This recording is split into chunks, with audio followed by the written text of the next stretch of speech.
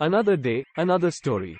नमस्ते और स्वागत है आप सभी का इस वीडियो में जो 2023 में लागू होने वाले नई शिक्षा नीति के बारे में है। इस नई शिक्षा नीति का उद्देश्य भारत के शिक्षा प्रणाली को बदल कर समाज और अर्थव्यवस्था के बदलते मानों में लाना है। इस नई शिक्षा नीति का एक महत्वपूर्ण लक्ष्य है कि सारे बच्चों को 3 साल की उम्र से हाई शिक्षा के लिए उपलब्ध कराना। इस नीति में छोटे बच्चों की शिक्षा का महत्व जोर दिया गया है और इसमें निश्चित किया गया है कि सभी बच्चों को 18 साल की उम्र तक मुफ्त और अनिवार्य शिक्षा प्रदान कीजिए। एक और महत्वपूर्ण बात इस नीति में है वोकेशनल एजुकेशन और स्किल डेवलपमेंट का ध्यान।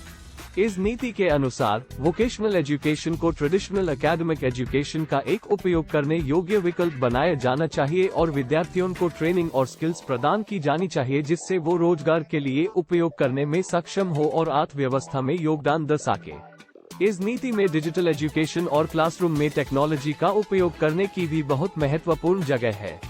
इसका उद्देश्य शिक्षा को अधिकतम रूप से इंटरैक्टिव, एंगेजिंग और हर एक विद्यार्थी के लिए उपलब्ध बनाना है। नई शिक्षा नीति का एक और महत्वपूर्ण पहलू मल्टीडिसिप्लिनरी एजुकेशन पर जोर दिया गया है। इस नीति का उद्देश्य अलग अलग विषयों के बीच के सीमाओं को तोड़ना है और शिक्षा को एक पूर्ण और संजा प्रक्रिया में स्थापित करना है।